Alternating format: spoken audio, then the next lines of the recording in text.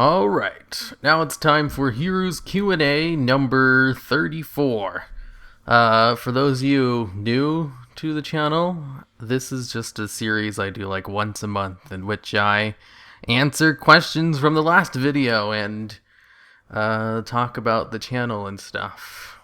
And the last one was an hour and 45 minutes long, which is probably the longest one I've ever done. So I'm gonna do my best to keep these not as long as that, because it's also like the least viewed one ever. Before I get into the questions, let's see, I have some things that I should talk about. New WoW news, no, started WoW news, OP pets, and Big Game Hunter challenge. Okay, so since the last time I did this, I started 3 new series on the channel.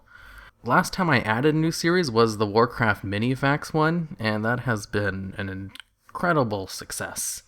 It's just, I want to, diversify it, have lots of different things that I can do. But then again, if I start too many new things, people will ask, like, how come you don't do top 10s anymore? And it's like, well, I do still do those. I just haven't done one in a while. That's why I put out that top 5 video on the top 5 characters who are top 5 important lore characters who were killed as random quest mobs. I originally wanted that to be a top 10, but I couldn't do it. There just wasn't too many characters who were like lore relevant who you would kill in a random quest. And I even had a hard enough time just finding like 5 of them. But yeah, so WoW news. That one seems to be doing well-ish. I think I talked about it in my last Q&A. That one was a series I thought of because there's this guy who does a series called like the Vita Weekly News Update or something, where he goes over all the news for the PS Vita for the past week in like a 2-minute long video. And I was like, that would be a great idea for a WoW news video, because all the WoW news out there is like very long. They just go on and on. I was like, I don't really watch any of those because it's too long, and I kind of keep up with the news on my own. But I mean, if someone had like the news with like bullet points in it, I think I'd like that. And I only ever make videos about things I'd personally like myself. So I tried that. Seems to be doing well. People like it. Not super amazing though, but it's also not killing my channel. Like, there are some series that when I upload them, I actually lose subscribers for that day. But that's not one of them. The OP Pets, that's only one video so far, so that's not really a series. The Big Game Hunter Challenge, that one, I didn't expect it to do well. I had low expectations for it, and they were pretty much met, kind of. What I was hoping it wouldn't have was a super negative reaction, so I guess it exceeded that. The Big Game Hunter thing is a video idea I've been mulling around for a very long time. Based on like the World of Peacecraft series that was done over on Polygon. I really like that, and I was like, I should try to do something similar to that, where you have an arbitrary objective and the actual content is about the journey, not really the destination. I really had a hard time like trying to convey that in the first episode. It's like, this is not going to be about the actual challenge. It's going to be about the journey. It's just going to be me going around pretending to be this. It's like a big role-playing thing. There's a lot of things I want to incorporate into it. But I mean, you'll see those in the other videos. So far, I've been doing a pretty good job with it, because the main thing I wanted to do was let people know what this challenge was about. Me just going around and messing around. It's not really about trying to kill Yeti-Miss. And I took a really long time editing the first video together because I really wanted to convey that without just straight up saying that with anywhere. Like, hey, this is what this really is about. It's not actually about killing Yeti-Miss. Because once Yeti-Miss is dead, the series is basically over. But people are asking, what are you going to kill after Yeti-Miss? It's like, oh, you guys assume I'm going to be doing this the normal way, where I just go and quest in an area. No. I'm going to be taking a very long time getting to the appropriate level for Yeti-Miss. It is not going to happen soon. So if I ever do kill Yeti Miss and the series, still gets more views, I could continue it. Or if it's, there's high enough demand, I can just go on to something else. The Yeti Miss thing is just a first arbitrary choice because he's like the hardest mob to kill at low levels. And I honestly can't think of anything else that's as hard to kill as Yeti Miss besides like the Fell Reaver in Outlands, which is all the way around level 60. So, if you guys know anything else that's really hard to kill like Yeti Miss, leave it as a comment in here. I'd like to know, but I don't think we're going to be fighting Yeti Miss for a long time. Besides the second episode, I really wanted to get it home that this is a different thing in the second episode by going straight to Yeti Miss at level 5. Just to show people that it's actually me just like exploring the world and doing a whole bunch of stuff, and not really about just doing quests and leveling up. It's more of an RP thing than anything. And I hope I can do a good job with it, because I've never done something like this before. I don't think I've ever done. This is basically like a Let's Play. A very highly edited one it's not really scripted, it's all improv, but I have like a specific goal in mind when I do things. Like, when I get to this place, I'm going to remember to mention this, because that'll be funny, or yada yada yada. Okay, enough about Big Game Hunter. Let's go on to the next thing I have written on here. It says, new talk about machinimas. Oh, well, you see, this year I want it to be like a year where I started doing a whole bunch of machinimas. I lost my train of thought already. Oh, right. This year I wanted to have like a whole bunch of machinima series done. So I had like the second season of I have D&D written here. It's called Dave and Devbot. That's what it's called. I wanted to have that done and out of the way. That way I could start my new stuff. I wanted the Inzod series to air immediately afterwards, like all 4 episodes. And then I was going to start my Henrik Cross series and then the Boar one. And I think that's all I had planned at the time, because I just wanted to, instead of doing really long ones like with Dave and Devbot, I just wanted to do like short ones where the plot is like 4 episodes long or something. And, things were going good until, like February, and I started having health problems, which lasted for a long time, and because of that, with like hospital visits and stuff and medical anxiety, I wasn't able to really continue making machinima videos. But that should be a thing of the past now. I have been feeling a lot better. I'm still not 100%, but I'm at a point where I'm not really worried about my health anymore. I kind of just have the pain under control. It's something like I'm gonna have to live with it, but I've been living with it for a couple months now, and it's not as bad as it was when the symptoms first came up. So it's not even really a problem anymore. So I can get back to doing the fun things I was gonna do. So delayed a couple months. It's August now, and I'm gonna try to pick stuff back up. And I stopped around February because that's when I first started having problems. That sucks. There's so much I wanted to do this year that got sidetracked. Like in the month of May, I did like no work at all. I think I only released like 1 or 2 videos, like total. When I usually upload like daily on my Yu-Gi-Oh channel, and then I try to upload sometimes on my Pet Battle channel. Well, that used to be daily as well, but I haven't really gotten back into that. I do Pet Battle tournaments though. Like there's a couple of other Pet Battle YouTubers who started up, like finally, because the whole reason I made my Pet Battle channel was so that people could copy my format and make Pet Battle videos. That way I could watch them, because I wanted to watch Pet Battle videos, but no one made them. So I started, and then a couple years later, people finally started copying the idea. And a lot of them started doing it because of my channel. So I was like, oh, well, my initial objective for the Pet Battle channel was a success. Huh, that's neat, I guess. I didn't really expect much out of it, but that's cool. Sometimes I'll make series because I want other people to do it so I can watch it. Or I'll make series about things I want to watch that don't exist. That's how the whole history of WoW series started, because I liked looking up how abilities used to work in the past. And I was like, man, it would be so cool if there was like a series of videos where someone just went and did all the research for me so I didn't have to. And I was like, nothing like that exists. I'll do it myself. Maybe someone will copy it or something. And no one has. It's too much work. It is a lot of research to find out how abilities used to work.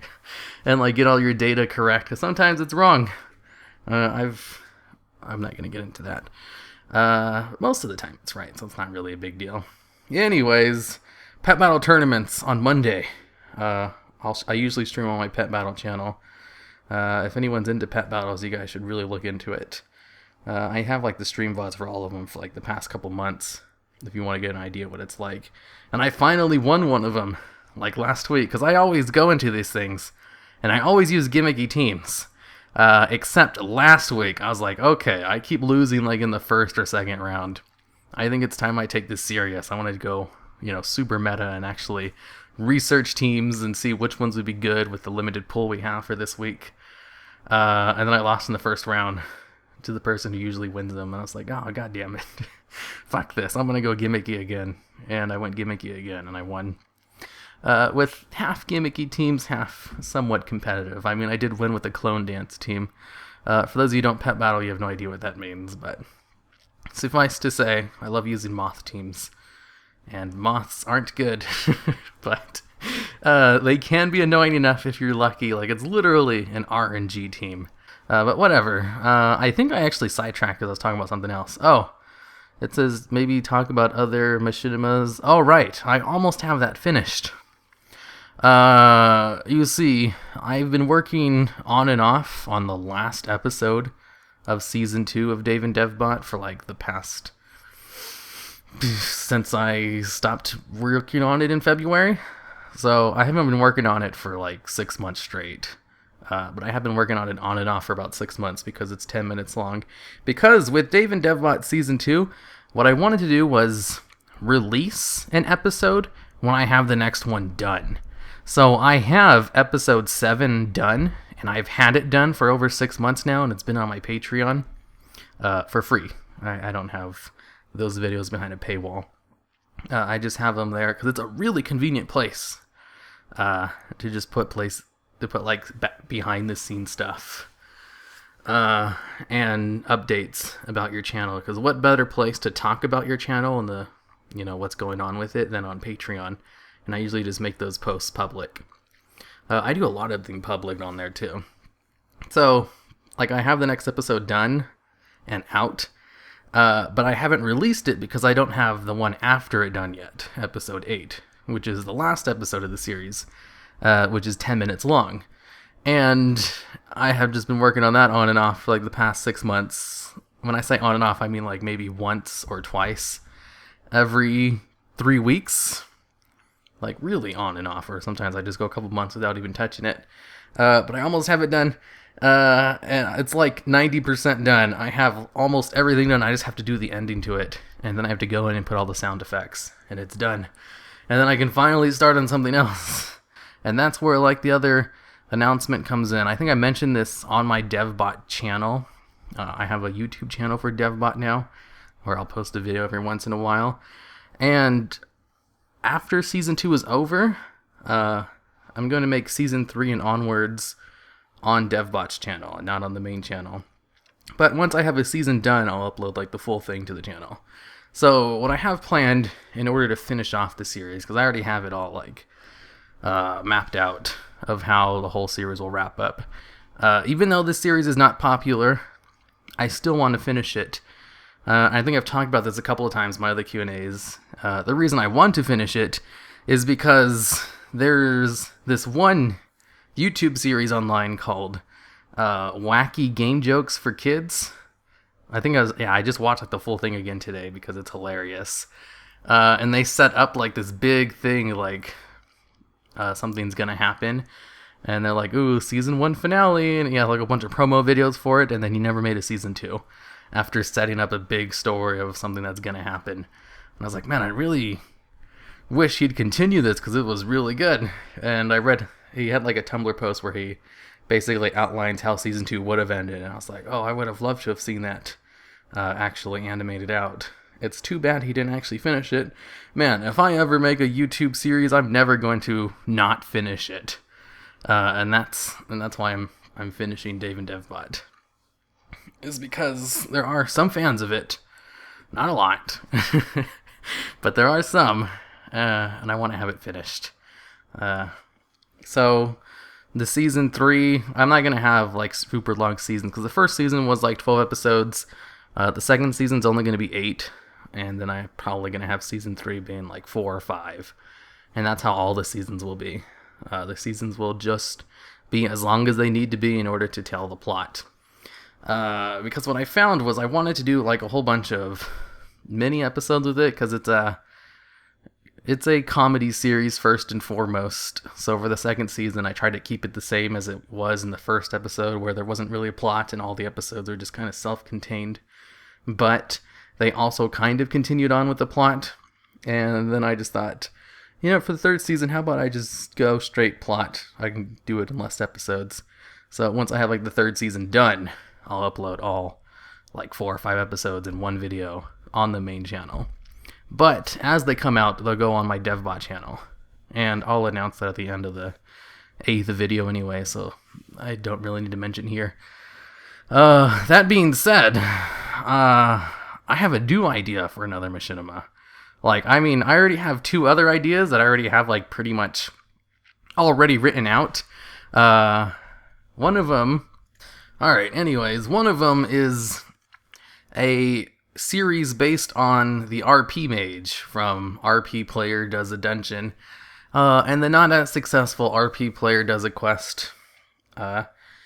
It's a series of videos about a guy called Henrik Cross, who is the destruction mage of the apocalypse. He only uses Pyroblast. I'm going to make a story with him. It's not going to be called RP Player. It's going to be called The Burning Crusade, because I think that's a really clickbaity name. And it's going to be him in a burning crusade, and then stuff will happen, and it's its own little mini-series, which will be like 4 or 5 episodes. And that one probably won't take too long to make, because all the episodes are going to be short as well. And then the one after that, World of Boarcraft, I think that's a really good name, but that was also the name of a private server, so I'm probably not going to use that. It's one where a guy dies and then wakes up, and is reincarnated into World of Warcraft as a level 1 boar. And that's the premise, and he has to survive. And I already have like a whole thing thought out for that. It's going to be another short little series, but that one might actually continue on depending on how I decide to go with it. Because I have a couple of like ways I might want to deal with it. It's a genre of like anime or light novels in Japan that's super popular, and I thought this would be great for like a Machinima series. A guy who wakes up as a boar, and he has to survive in a starting zone where new players are trying to kill him. And then I had like another idea, because I also have the Enza series, but I'm not working on that. I have an editor who's working on it. Anyways, I only mentioned the Enza series because I have another idea for a Machinima series that I might want to do. Oh wait, there's police sirens outside. Man, I do not hear police sirens often. I just remember that. I used to live in a poor part of town growing up. I used to hear police sirens all the time, and I just realized, that's not really something I hear all the time here. Anyways, what was I talking about? I waited for the police sirens to go away. Oh, right, the new series. It's kind of like the Boar series, where it's inspired based on like an anime trope. But this one is basically just like one anime, not like a trope. So the idea for it is like a battle royale with major characters from lore. Very similar to Fate Zero or Fate Stay Night, where there'll be like 7 characters who are trying to fight each other, and the last one standing gets a wish, which is a pretty good reward. That's just like the premise for it. And the 7 people who fight all have a champion who basically fights for them. And this champion in the anime series is like a famous person from history. So like Alexander the Great or Hercules, people like that. It can be mythological or someone actually for history. So what I thought as like a WoW Machinima idea, what if 7 people and they get 7 WoW lore figures?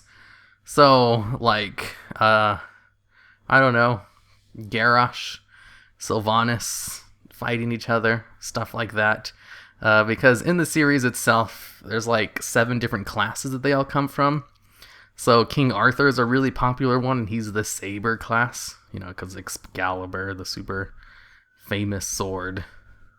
And I thought like the WoW equivalent to that would probably be like Arthas with Frostmourne, or Tyrion with the, whatchamacallit, Ashbringer or whatever. And I was having a really fun time thinking of like who would fit all the classes, because there's a Saber, Archer, Lancer, Rider, Caster, Berserker, and then Assassin class. And I was like, ooh, Assassin, Lillian Voss, obviously. Who else would fit that part? Archer, Sylvanas, obviously. And it was the other ones I really had a problem with. And I was like, who in WoW lore uses a lance? Who would be the Lancer of the series? And I couldn't think of anyone, so I asked on Twitter, and people were like, oh, Hulan High Mountain. I was like, oh yeah, that dude has a spear. So does Manaroth, though. And I was like, oh, it would be pretty cool to have a Pit Lord. Anyways, what I would want is, like, ideas for this. There's... The way I had to, like, have the story play out is, like, a Season 2 of Inzoth. Because, for those of you who might not have watched the melancholic adventures of Inzoth, the whole series is about Inzoth, who has already taken over the world. And he's bored. So, the whole thing is about him planning his own rebellion. He puts out, like, a fake scenario so that the people will rise up and have immediate goals. The 4 emperors who will go out and terrorize people. And then he finds a hero and gives him like a whole bunch of really overpowered weapons to fight his generals. Just something to create an organized resistance to fight against him, because he's too overpowered for anyone to actually fight against him. And he also raises Thrall in this series to help. And I was like, oh, this could actually just be a Season 2 of that. Inzoth will be bored and just create this battle royale, because he's already established that he can raise dead characters from the past. And I was like, oh, that would be a good way to do it without... Because, like, my biggest problem with this series is, like, how do I do this series without just completely ripping the story from Fate Zero? And I was like, oh, what if Inzoth just sets it? Because it's already established that he's super powerful and is bored. I was like, that could work. Because spoilers for people who might be watching the Inzoth series, he doesn't die at the end of the series. I'm surprised. Like, people in the comments were saying, ooh, I wonder how this is going to have a Season 2 once Inzoth dies. And I was like, wait, do people actually think he can be killed? I've made it very obvious that Inzoth is ridiculously overpowered. Well, they're going to be very surprised by the ending. It's a comedy series, though, so this one will also have to be a comedy, and I just think it's a fun idea to think about, like, which 7 characters from history would be brought back. And that's basically why I'm saying it here. I don't really have too much of it thought out yet, except for how a premise might start. I still don't really have it set in stone as being a second season of Inzoth, but it would make a lot of sense. It just wouldn't be called, Inzoth Season 2. It would be called something else. But it would be like a spiritual Season 2. It's just, I have to think about the name and title, because titles are very important on YouTube.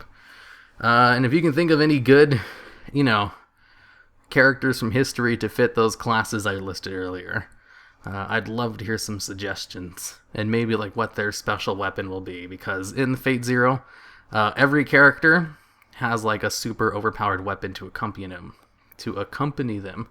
Like, King Arthur has his Excalibur and stuff like that. Or Gilgamesh, he has literally every single weapon that's ever been made. He's really overpowered, though. So, it doesn't have to be just a weapon, it can be like a special trait, too. Where Hercules could die, 11 times because of his 11 trials? Stuff like that, but for WoW lore characters. I already have a list myself. But, I'm open to suggestions, because I don't really have it set in stone. And if I do make this, it's not going to be for a while, because I have a couple of other series I want to do first. So that I just thought I would let you guys know right away, because I thought it was funny. A fun little series to brainstorm. Okay, so, With that out of the way, I'm gonna try my best to edit that first section where I just talk for a really long time to make it shorter. And let's get into the questions, which I'll try to answer a little bit quicker than I usually do. Alright, question number 1. Do you have a beard or mustache, and what color is your hair? Are you light blonde, and that's how your scalp got sunburned? Oh, okay, so in my last video I talked about how my scalp got sunburned when I went to Disneyland on vacation. Because I was wearing a trucker's hat that didn't really cover me from the sun that well, and I didn't really think that it would be a huge problem because I don't think I've ever had my scalp sunburned before. And I mean, I do have a beard and mustache right now.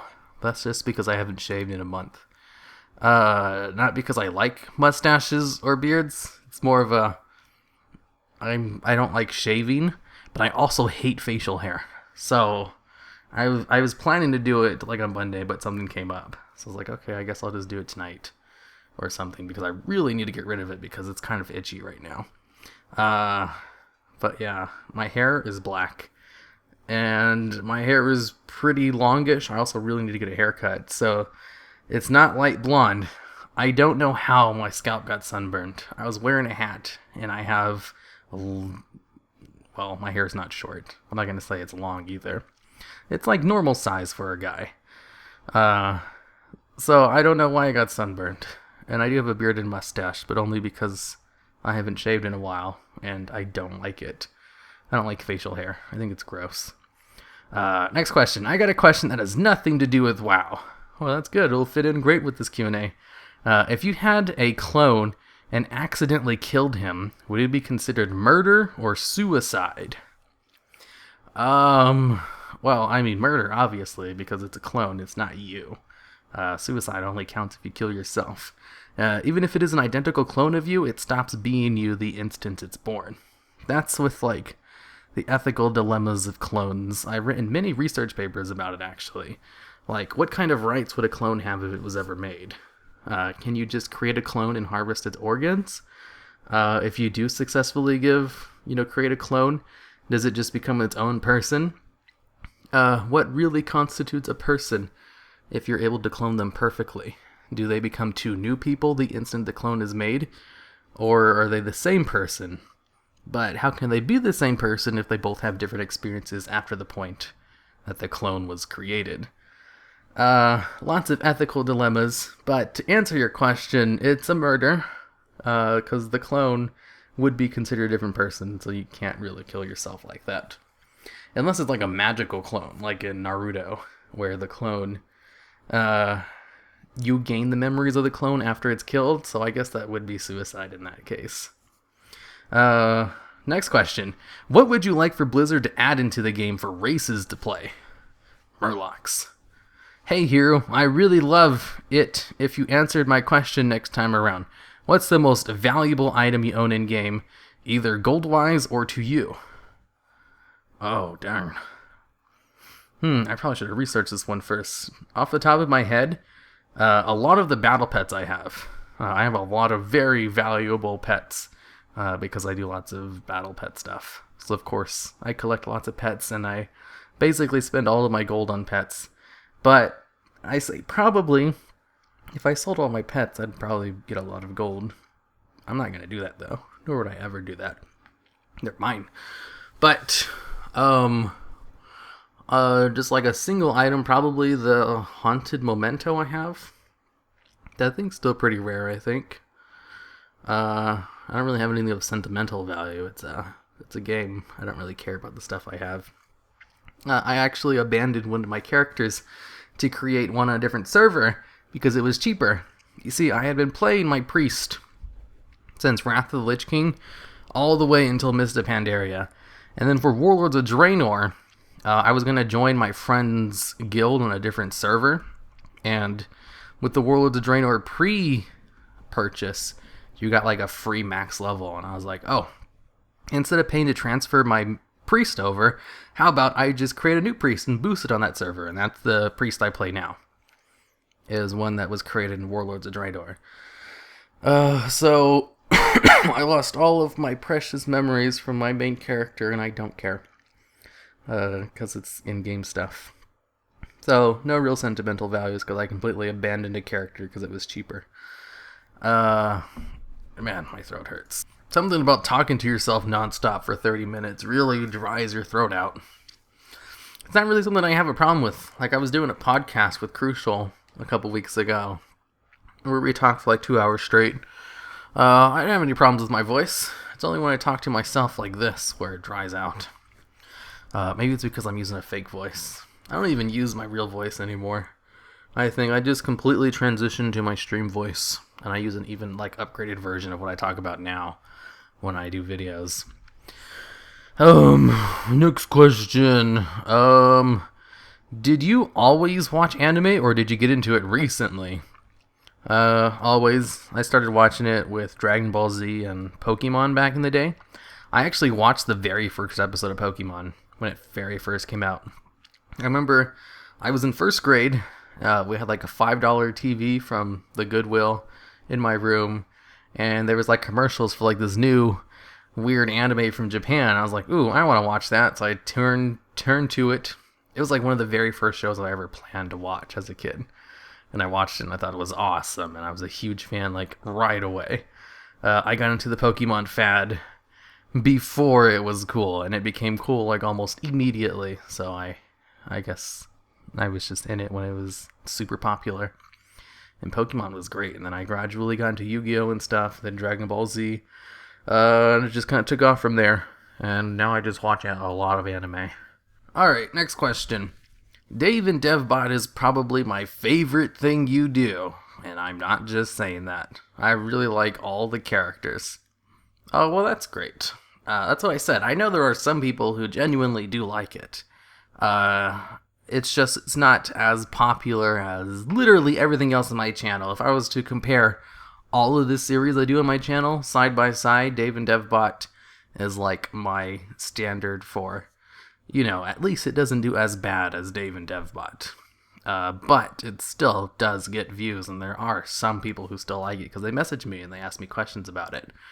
And I was like, oh yeah, all of these things, I have all this stuff planned out for it.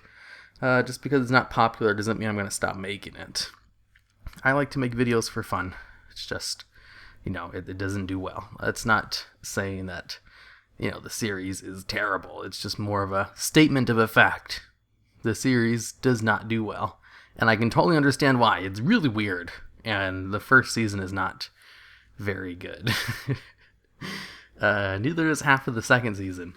So, next question. Which WoW villain is your favorite? And what villains, or any characters for that matter, do you find to be the most underrated? Well, I don't really have a favorite villain. I guess like Arthas or Illidan, because they're both cool. And which characters are underrated? Wrathion, I guess. Like, where has he been? He hasn't done anything since, like, Mist of Pandaria. He's gone completely missing, but he was very involved in Mist of Pandaria, so he's had way more screen time than most characters do, so, I mean, he can take a couple expansions off, but it's weird that he's taking this expansion off, because the whole thing with Wrathion is that he was trying to stop the Burning Legion, and you would think someone who helped release Garrosh would be involved in the Legion expansion in some way, like some major way, but no, he's pretty absent. He only really shows up in the Chromie scenario, and he's not really doing anything there. He's just kind of hanging out with all the other dragons, which is weird because he doesn't hang out with the dragons. He hangs out with his rogues, but whatever. Next question. When do you plan on making the Henrik Cross Machinima? Oh, the Burning Crusade, you mean? That's going to be its clickbaity name. As soon as I finish Dave and Devbot Season 2, to be honest. I still haven't really decided if I want to start on that first, or the series on my Yu-Gi-Oh! Channel that I've been putting off for a long time. I think I might actually do that first. Rescue Cat is missing the adventures of Rescue Cat. After I do that, I'll probably start the Henrik Cross one, or I might make the Boar one. I'm not sure. I think I'll put it up to a vote on Patreon or something.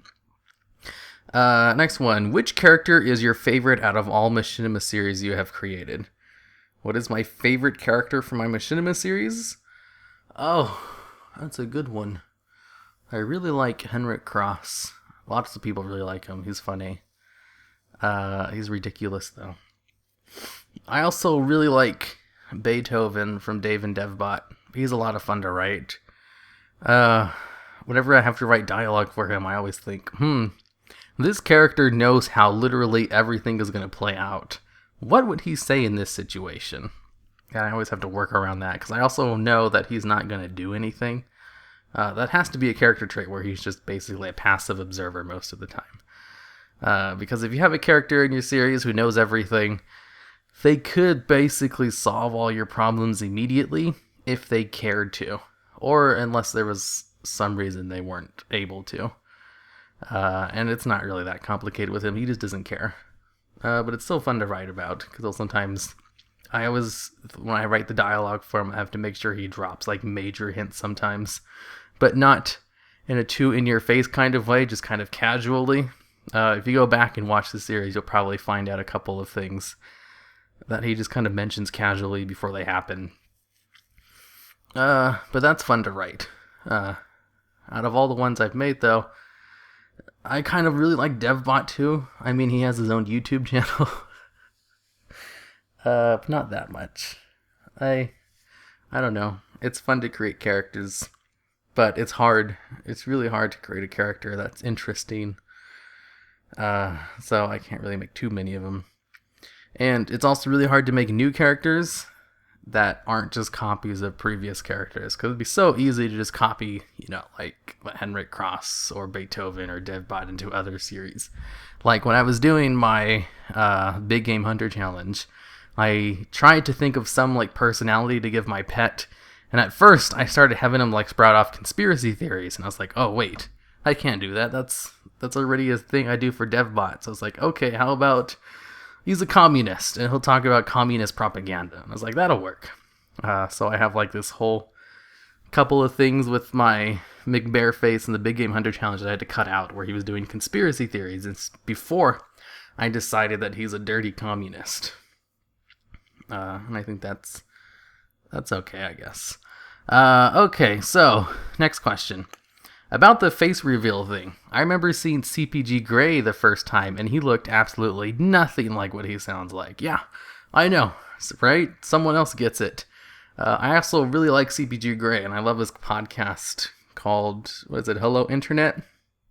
It's great stuff, especially if you're a YouTuber, because I talk about a lot of YouTube stuff. Because him and the guy who does it, they both have really popular YouTube channels. But they're more in the education side of YouTube.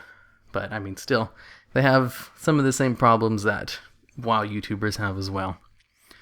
My question for you is, what will you do if WoW dies out? What video would you make then? That's not really a problem for me, because I already have a whole bunch of other channels, and I could probably just, transfer what I do on those other channels to my main channel.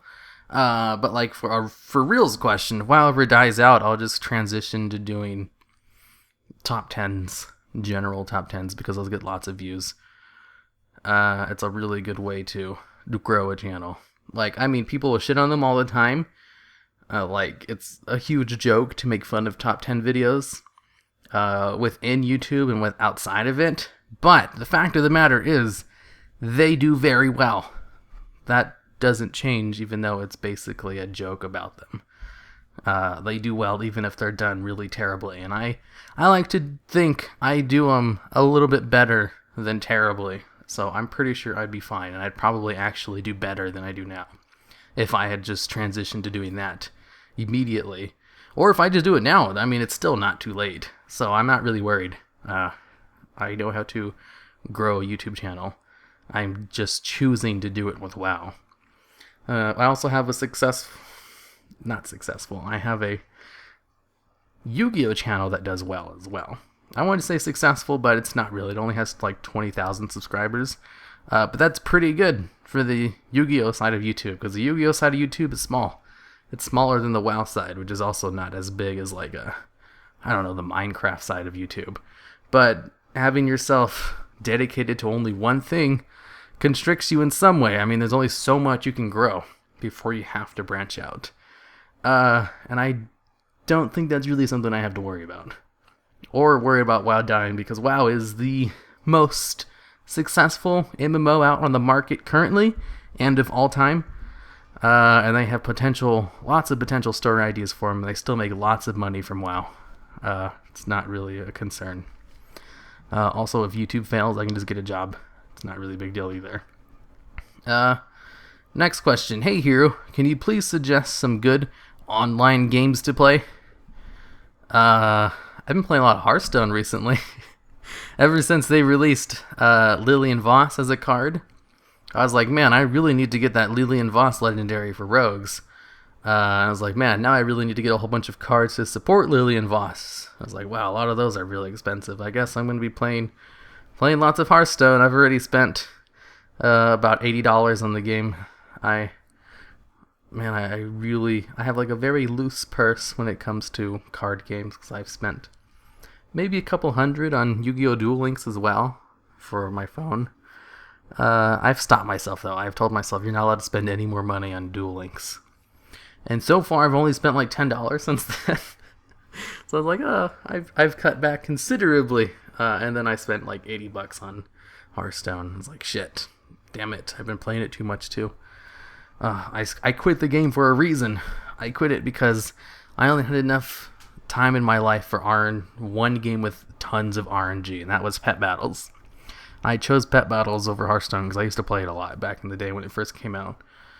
But Lillian Voss, just having one card, brought me back in. And other than like, non-Blizzard games, I don't really play other online games. I really like Diablo. That game's fun. I like Metroidvania games. I buy a whole bunch of those, but I don't really have time to play any of them because I'm still trying to catch up, and start all these new series I've done. And I've just been too busy to really play video games for fun. And I also play Overwatch sometimes with a friend, but only like with my friend. I never play by myself. Next question. From one Disc Priest to another, I was wondering, how do you manage your mana? I'm an eye level 915 Disc Priest. Was wondering if you can spend me a separate video because how out of all your subs that play WoW, only 5 of us are Disc Priests, lol. Or if we can chit-chat and bounce ideas off each other. I don't know. Every Q&A that you make that has a Hiruma Gold healing always fascinates me. Seeing how a brother Disc Priest heals and getting ideas on what I could do better. Alright, so I'm not going to make a video about it. I've made guide videos in the past, and I found them to be, what's the word for it? Extremely boring and tedious to make. Like, man, I'd kill myself if I did nothing but make guide videos. Guide videos do well. That's actually a really good way to grow.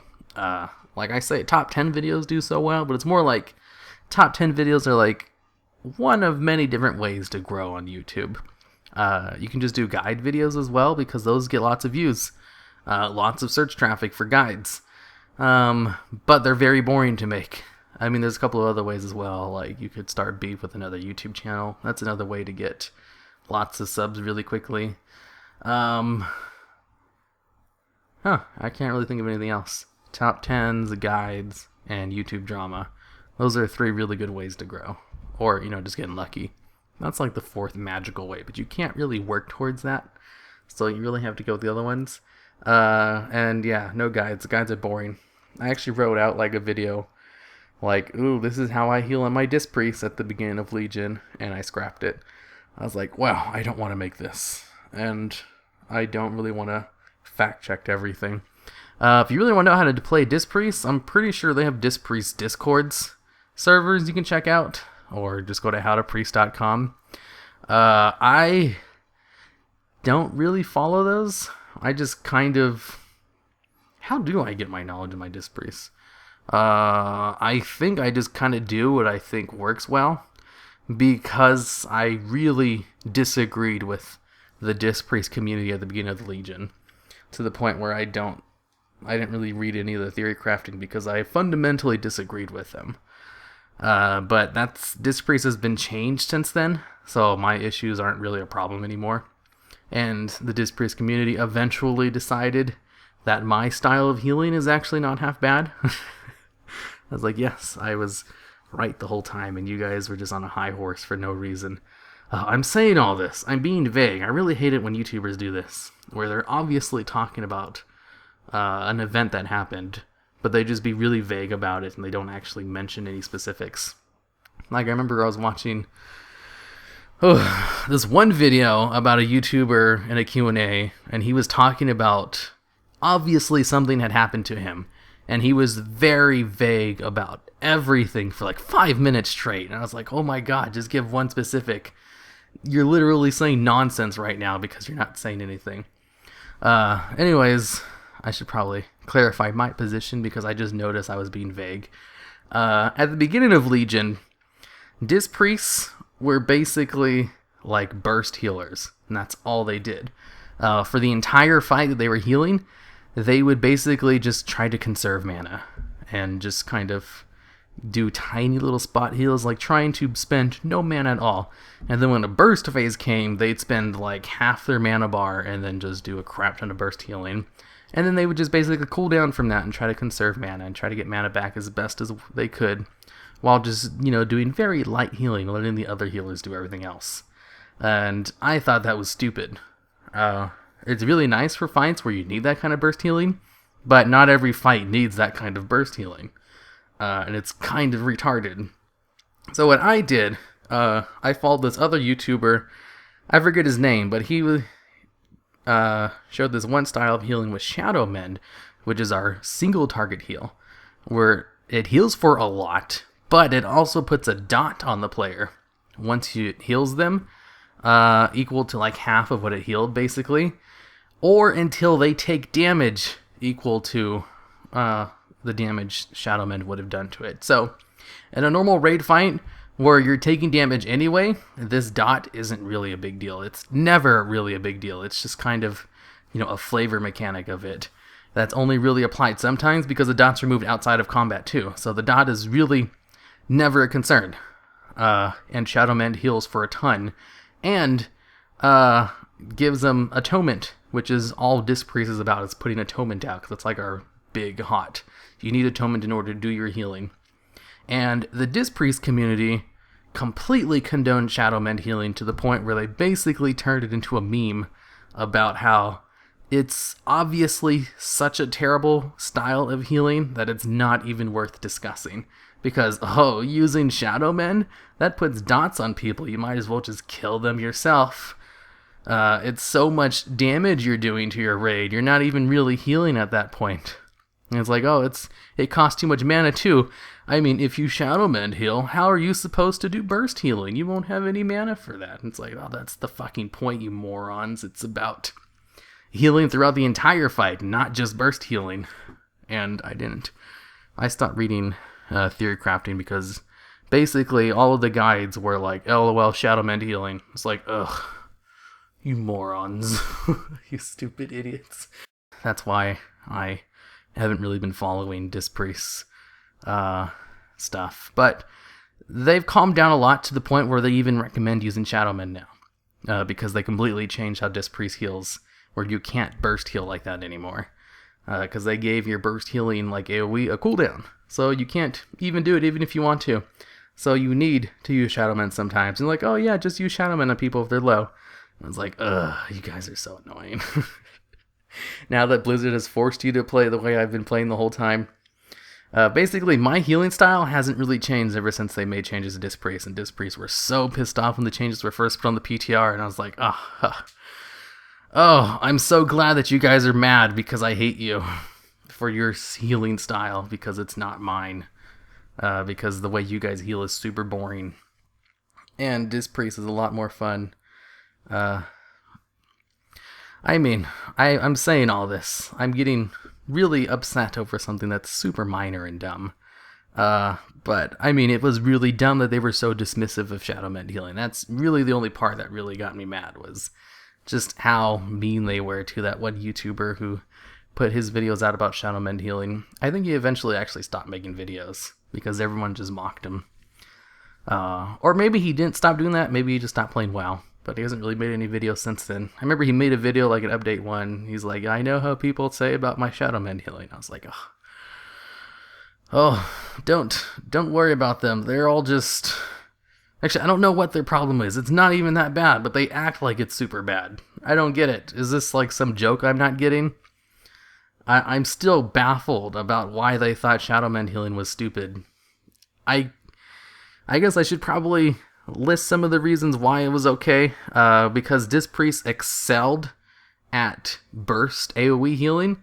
And their theory was, why would you do anything but what you're super good at? Because all other healers can do spot healing better than Disc Priests. And I was like, yeah, I guess that's a good point. But that doesn't mean Disc Priest spot healing is terrible either. And in fact, it does decently well. Why would you want to just only do burst healing? I mean, that's fine for some fights. But why every single fight? That doesn't make any sense. And I guess there wasn't really answers for that. It was like, well, I mean, other healers do it better, so don't even attempt it. And it's like, well, it's not even really that big of a deal. I mean, maybe at like the highest levels, that's true. But, I mean, I don't play at the highest level, so that's not a concern for me. And even on healing intensive fights, I always did fine.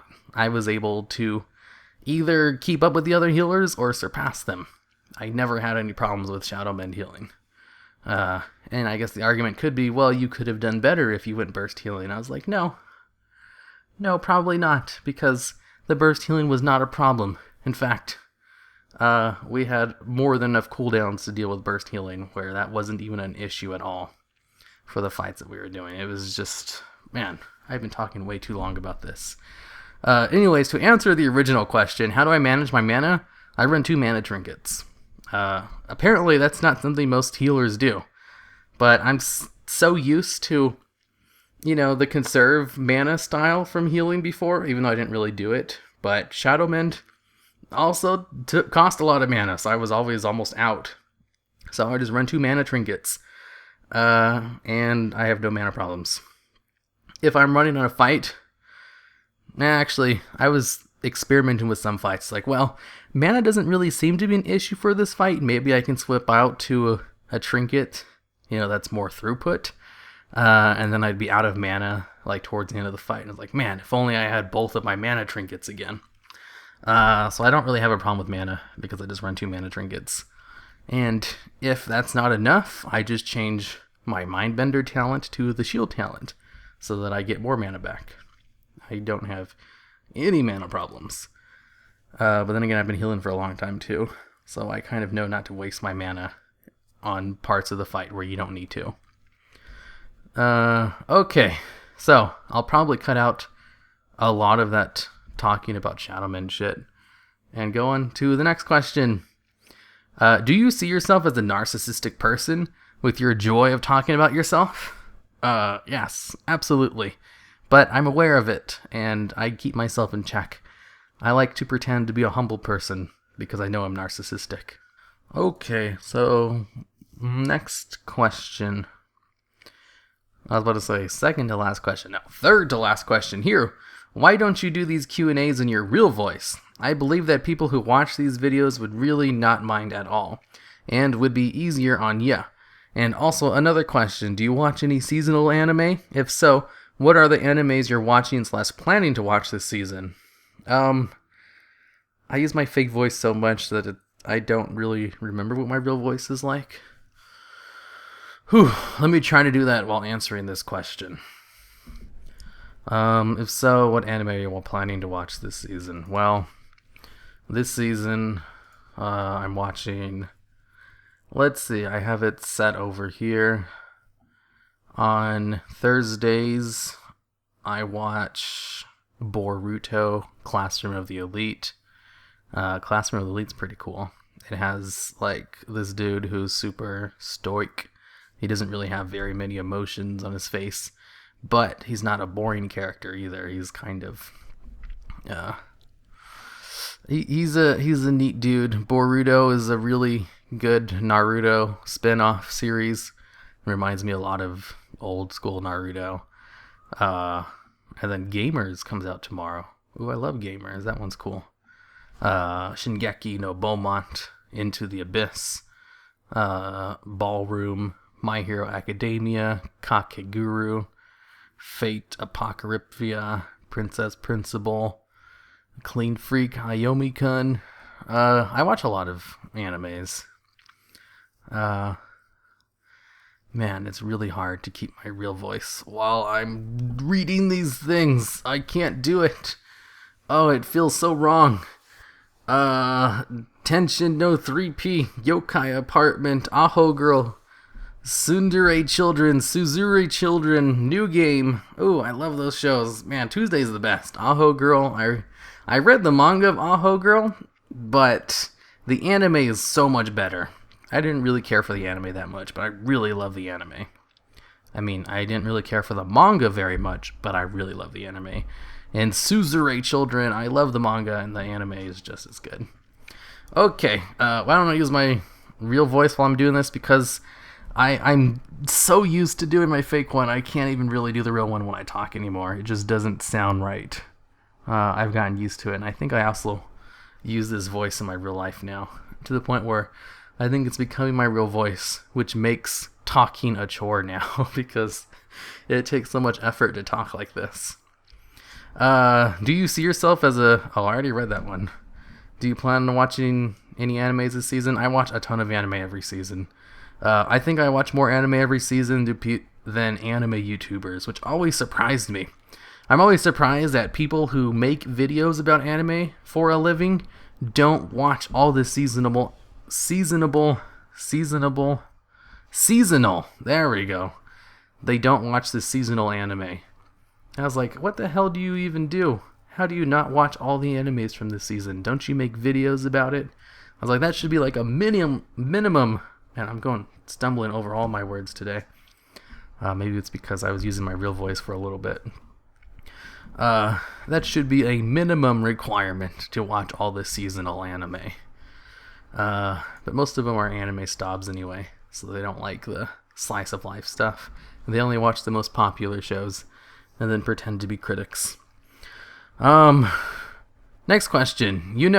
I expected you to be a pleb, but when you kicked off your list with NHK, that changed. Good taste. Oh yeah, welcome to the NHK. Welcome to the NHK is like one of the few animes where I actually own the box set because I loved it so much, and I've watched it like 4 or 5 times.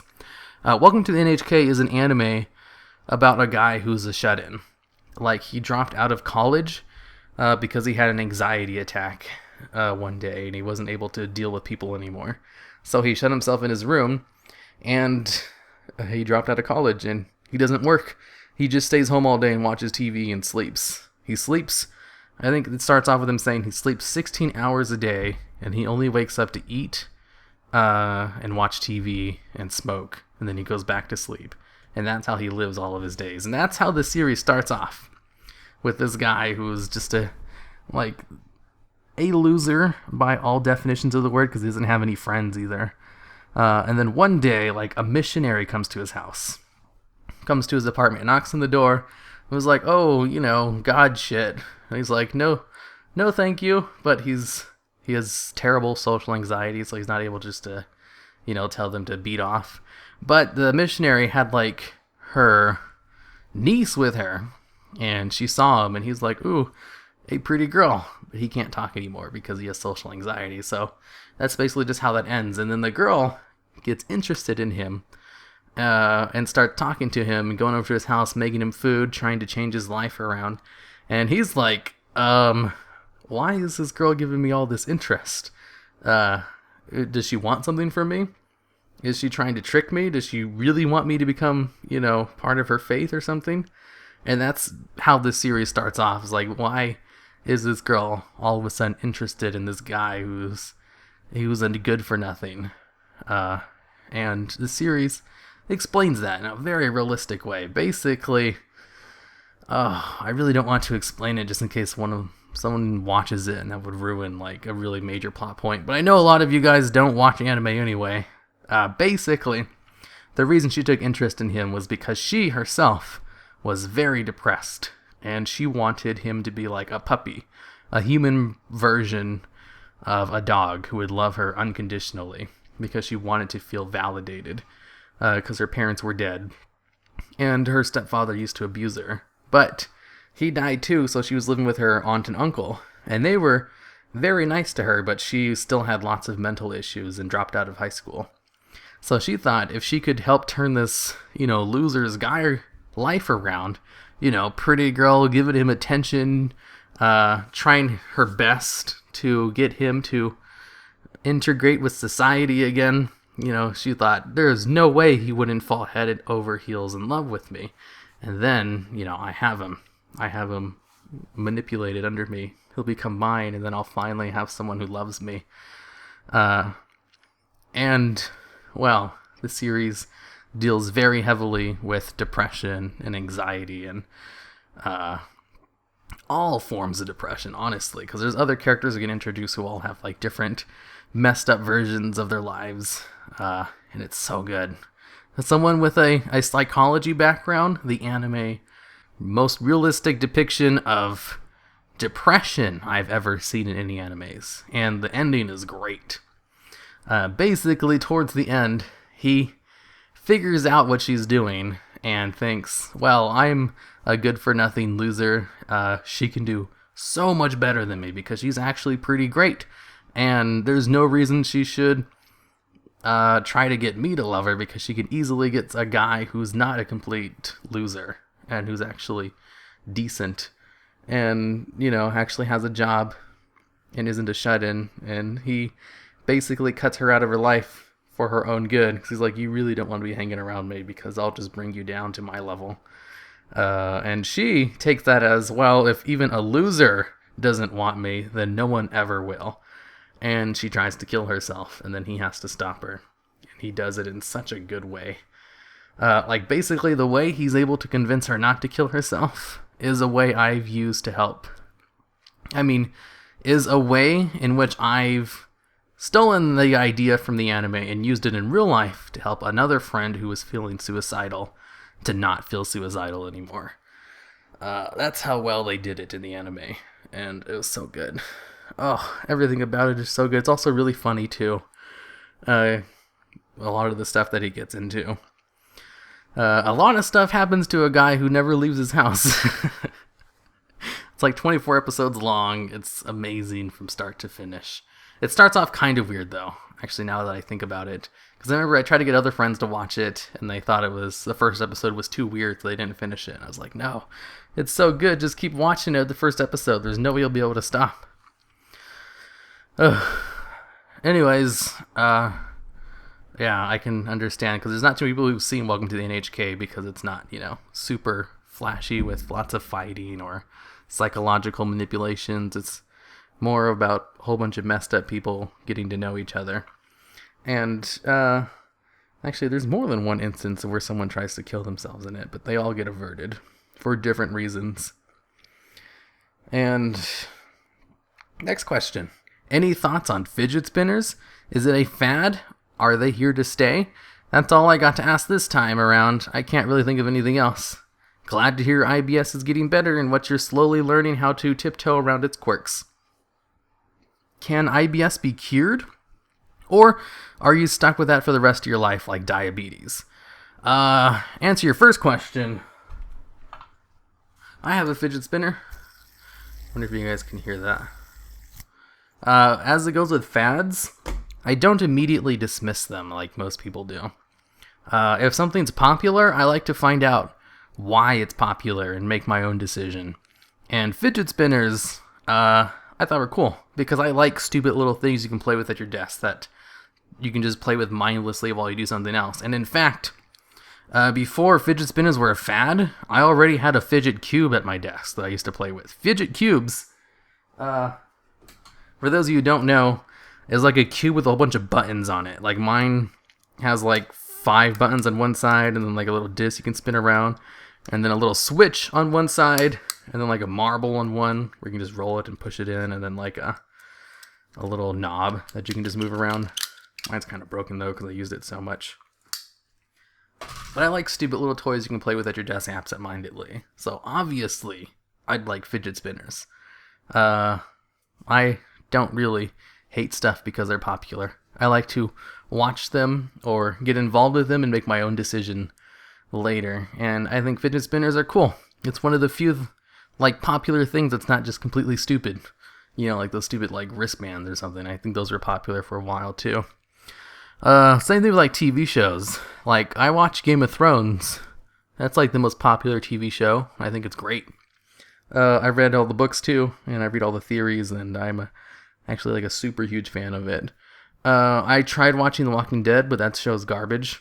I tried watching The Big Bang Theory, and I really enjoyed it, even though people shit on all the time for being stupid humor. But I give shows with comedy a much bigger pass than I would a serious show.